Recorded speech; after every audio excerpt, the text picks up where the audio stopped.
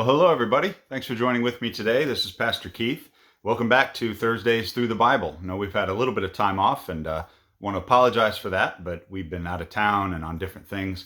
Actually was at an ONA church planners retreat where I got this sweet new shirt. So we were there last week, really enjoyed it, but glad to be back with you today to keep studying God's Word, the Bible. So today, on Thursdays Through the Bible, we're going to come to the fifth book of the Bible, the last of what are called the books of Moses, and that is the book of Deuteronomy.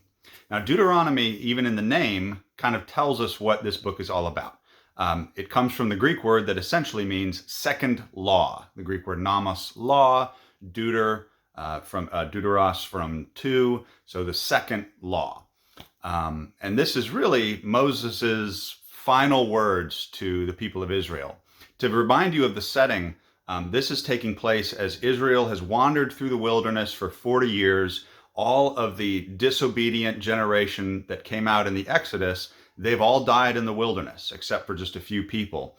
And now you have a brand new generation of Israelites, most of whom did not participate in the Exodus, most of whom were not at Mount Sinai when God first made a covenant with his people Israel. And so you have this brand new generation who need to be reminded of what their forefathers knew before them. And so Deuteronomy is Moses giving Israel a fresh, renewed sense of God's covenant with them. It is a second giving of that covenant that God had made with Israel at Mount Sinai. And he's doing this right as this new generation of Israelites is right on the border of the Promised Land, ready to go in and inherit the Promised Land that their fathers, because of their unbelief, were not able to go in and inherit. So in many senses, this is sort of a passing of the baton book, and we'll see that throughout its themes. The book breaks down into a couple of speeches of Moses. Moses gives a speech from chapters 1 through 4, basically, in which he rehearses the history of how God has brought these Israelites through the wilderness. He's paved the way for them to now come and inherit the Promised Land. And then roughly chapters 5 through 26, he goes back over the law of God again, and he rehashes things like the Ten Commandments and all the sort of miscellaneous applications of the Ten Commandments to Israelite life and how the Israelites are meant to live in covenant with God.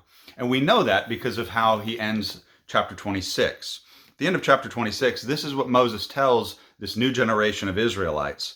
This day the Lord your God commands you to observe these statutes and judgments. Therefore you shall be careful to observe them with all your heart and with all your soul. Today you have proclaimed the Lord to be your God, and that you will walk in his ways and keep his statutes, his commandments, and his judgments, and that you will obey his voice. Also today the Lord has proclaimed you to be his special people, just as he promised you, that you should keep all his commandments, and that he will set you high above all nations which he has made. So what God is effectively doing through Moses here is he is assuring this new generation of Israelites, just as much as I was your father's God, I want to also be your God. And just as much as I wanted to live in covenant with your fathers, I also want to live in covenant with you. And keeping these laws, keeping these commandments I'm giving you through Moses is how you and I are going to live together in covenant as God and God's people. And so this book is filled with promises, threats. It's got all kinds of things in it. The end of chapter 26, roughly from chapters 27 through chapter 30, you have Moses effectively telling the people, if you will do this, if you will faithfully keep covenant with God the way that your fathers failed to do, God will bless you. God will do good for you, and he'll establish you in the land. But if you do the same thing that your forefathers did and you disobey God and you are unfaithful to God, if you don't believe in his promises, then God will also curse you just as he cursed them. So, and then the chapters there, you have sort of a rehearsal of these covenant blessings and curses, and the new generation of Israelites is called on to confirm their covenant with God. Just as their fathers confirmed their covenant with God at Mount Sinai, so now this generation of Israelites needs to confirm their covenant with God for themselves. And then the last two chapters are Moses' sort of farewell address. He passes the baton of leadership to Joshua, who will be his successor, who will lead the people of Israel into the promised land to take it for themselves. A couple of big picture themes we learn from this book. One would be the faithfulness of God to every generation. God doesn't stop being faithful from one generation to the next. He's always the same. He's always rock solid in his faithfulness. He will be just as faithful for these Israelites as he was to their fathers. But he also calls them to obedience and to faith in him. One thing we also learn from the book of Deuteronomy is that every generation must sort of for themselves take up that covenant of God, live in it. It's been said that in God's kingdom, God does not have grandchildren. He only has children. No one is in covenant with God through anybody else. In fact, we're only in covenant with God when we take up that call personally. God calls us to a personal, invested relationship with him, to live in covenant with him as his people. But also, I think we learn a lot about hope from the book of Deuteronomy. This is a group of people that Moses is speaking to. All of their fathers who were unfaithful, they've all died in the wilderness, in that 40 years of wandering in the wilderness.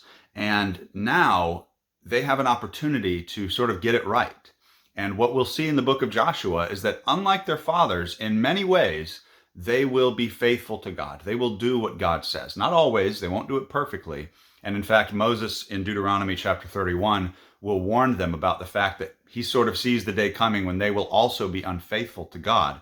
But every generation, we have a new opportunity to faithfully keep God's covenant, to walk in God's ways, and to receive God's blessings. Just because prior generations that came before us forfeited God's blessings through unbelief doesn't mean that we can't have them today if we will believe in God, if we will trust him, and if we will walk in his ways and keep his commandments. I'm looking forward to regularly being back with you. Lord willing, next Thursday we'll look at the book of Joshua. Until then, God bless each one of you.